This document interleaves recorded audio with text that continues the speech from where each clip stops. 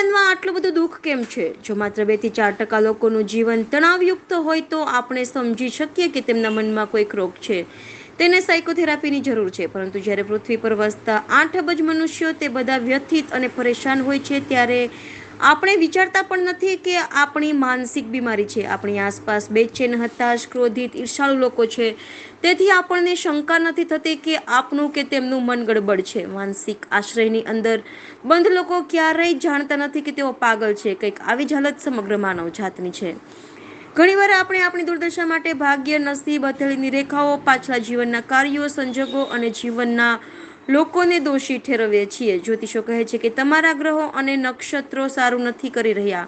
તાંત્રિક સમજાવે છે કે કોઈના દ્વારા કરવામાં આવેલ ભૂત અને મેલી વિદ્યાની અસર હોય છે. અર્થશાસ્ત્રીઓ કહે છે કે અમીર અને ગરીબ વચ્ચેના વર્ગભેદને કારણે ગુસ્સો છે. રાજકીય માનસિકતા ધરાવતા લોકો દેશની વ્યવસ્થા સંભાળતા શાસકોને દોષ આપે છે.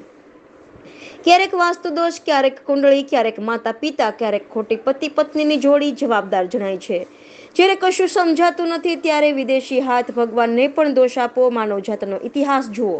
કેટલી બધી પ્રકારની ક્રાંતિઓ થઈ છે. કેટલી વાર સામાજિક, રાજકીય, આર્થિક ઉથલપાથલ થઈ છે, પણ માણસની વેદના દૂર થઈ નથી. આધુનિક વિજ્ઞાનને સગવડ લાવી છે, લાંબુ આયુષ્ય આપ્યું છે, સારું સ્વાસ્થ્ય આપ્યું છે. શિક્ષણ પ્રણાલીએ આપણને સુશિક્ષિત બનાવ્યા છે. સભ્યતા અને સંસ્કૃતિનો વિકાસ સતત થઈ રહ્યો છે. સમૃદ્ધિ વધી રહી છે, પણ આપણી ઉદાસી ઘટતી નથી, ઉલટું તે વધી રહ્યું છે. જેમ જેમ યુનિવર્સિટીઓની સંખ્યા વધી રહી છે, તેમ પાગલખાના અને જેલોની સંખ્યા, આતંકવાદી ઘટનાઓ અને અકસ્માતો અને યુદ્ધોમાં માર્યા ગયેલા લોકોની સંખ્યા પણ વધી રહી છે. 100 વર્ષ પહેલા લોકો ક્યારેક ડિપ્રેશન અને ડ્રગ્સના વ્યસનનો શિકાર બનતા હતા. આજે આ રોગચાળો સર્વત્ર ફેલાઈ ગયો છે. બાઇટ શૈલેન્દ્ર સરસ્વતી, રજનીશના નાના ભાઈ. દર્શક મિત્રો, તમારી આસપાસ બની રહેલી અવનવી ઘટનાઓ વિશે જાણવા માટે અમારી ચેનલને લાઇક કરો, સબસ્ક્રાઇબ કરો અને બેલ આઇકન પ્રેસ કરો, જેથી આપને नोटिफिकेशंस મળતી રહે. रिपोर्टर स्वामी जी, आज किस जगह पे जिस तरह से आयोजन किया गया, एक अलग माहौल में, जी, क्या कहेंगे? मुझे यहाँ आकर बहुत प्रसन्नता हुई। दूसरी बार आ रहा हूँ। लगभग 1 वर्ष पहले यहाँ आया था और सूरत के निकट ये जो ओशो पिरामिड आश्रम है, बहुत ही खूबसूरत रमणीक प्राकृतिक स्थल है और ध्यान साधना के लिए बहुत अनुकूल यहाँ का वातावरण है, यहाँ का माहौल है। चारों तरफ हरियाली है, प्रकृति का सानिध्य है, शाम को पंछियों की आवाज़, सुबह बहुत खूबसूरत सूर्योदय यहाँ से दिखाई देता है। ध्यान साधना में डूबने में ये सब बातें मदद करती हैं। रात को सन्नाटा, ट्रैफिक से दूर, बड़ी शांति से यहाँ पर नींद प्राप्त होती है और जितनी अच्छी नींद लगे उतना ही गहरा जागरण, ध्यान सुबह फलित होता है। तो यहाँ का माहौल मुझे बहुत ही प्रिय है।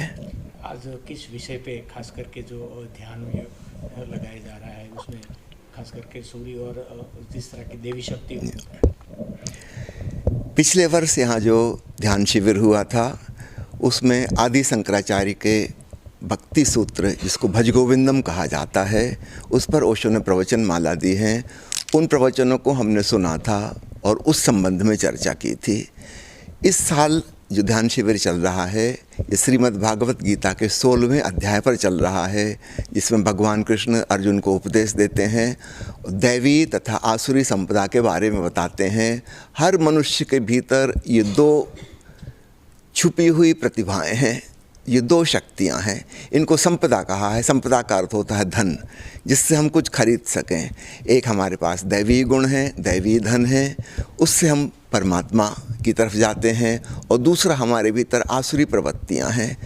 इन 2 में से हम किसको विकसित करते हैं, उस पर निर्भर करेगा हमारे जीवन में स्वर्ग घटित होगा कि नरक घटित होगा या मुक्ति फलित होगी। तो गीता अध्याय 16 कि इस प्रवचन माला को यहाँ पर सुन रहे हैं और उसमें जो ध्यान प्रयोग ओशो ने समझाए हैं, उसके अनुसार साधना कर रहे हैं। कितने लोग आज इस साधना कर रहे हैं और लोगों को क्या संदेशा देंगे? यहाँ पर लगभग 100 लोगों की व्यवस्था है रहने की, और ये जो पिरामिड आश्रम है, पिरामिड भवन जिसमें अभी हम बैठे हैं, इसमें इतने ही लोगों की बैठने की संभावना है। इसलिए 100 पर बुकिंग रोक दी जाती है। लगभग 2 महीने पहले ही बुकिंग बंद हो गई थी, क्योंकि बहुत मित्र यहाँ पर आना चाहते हैं। विशेषकर इस पिरामिड भवन का एक खास असर है, जो ध्यान में डूबने में, भक्ति में डूबने में बड़ा सहयोगी साबित होता है। तो 100 लोग यहाँ पर ध्यान साधना कर रहे हैं। सुबह से लेकर शाम तक यह कार्यक्रम चलता है। सुबह 6:30 बजे से शुरू हो जाता है। ओशो की एक विशेष विधि है जिसको डायनेमिक मेडिटेशन या सक्रिय ध्यान कहते हैं। सबसे पहले उसका प्रयोग होता है। ओशो का प्रवचन सुनते हैं गीता अध्याय 16 पर। उसके पश्चात नाश्ता के 1 घंटे बाद फिर प्रश्नोत्तर का सत्र होता है, जिसमें साधकों के मन में कोई भी शंका है, सवाल है तो उनका जवाब दिया जाता है। यदि मन में कोई प्रश्न है तो फिर ध्यान में डूबना, शांत होना कठिन हो जाता है। लेकिन अगर हमारा मन निष्प्रश्न हो गया, कोई संदेह नहीं है, तो फिर हम बड़े श्रद्धापूर्वक शांति में ध्यान में डूब पाते हैं। उसके बाद फिर एक ध्यान का प्रयोग होता है। ओशो का प्रवचन सुनते हैं। फिर लंच टाइम के पश्चात 1 घंटा विश्राम, योग निद्रा अपने अपने कमरे में करते हैं।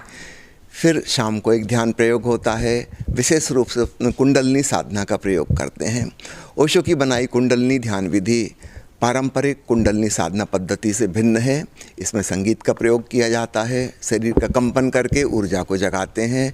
फिर नृत्य करके अहोभाव में, प्रसन्नता के भाव में डूबते हैं। फिर बाहर के संगीत का श्रवण करते हैं और अंत में चौथे चरण में अंतर संगीत का, अनाहत नाद का श्रवण करते हैं। फिर शाम को 6:45 बजे से शुरू होती है व्हाइट रोब ब्रदरहुड, जिसको हम ओशो कीर्तन संध्या भी कहते हैं, संध्या सत्संग कहते हैं। ओशो ने अपने देह त्यागने के पूर्व एक विशेष ध्यान विधि दी थी कि इस विधि को सब लोग शाम को 7 बजे करें। इसमें उत्सव मनाते हैं, संगीत के साथ नाचते हैं, गाते हैं, झूमते हैं, कीर्तन करते हैं। फिर संगीत बजता है और बंद होता है बार बार। 2-3 मिनट संगीत बजता है, फिर अचानक बंद हो जाता है। मौन सन्नाटा, उस सन्नाटे में अनहद नाद सुनाई देता है। तो इस प्रकार 3 बार यह रिपीट होता है, संगीत मौन, संगीत मौन, संगीत मौन। फिर इसके बाद हम ओशो का प्रवचन सुनते हैं और विदा होते हैं। इस प्रकार यह साधना कार्यक्रम पिरामिड मंदिर में चल रहा है।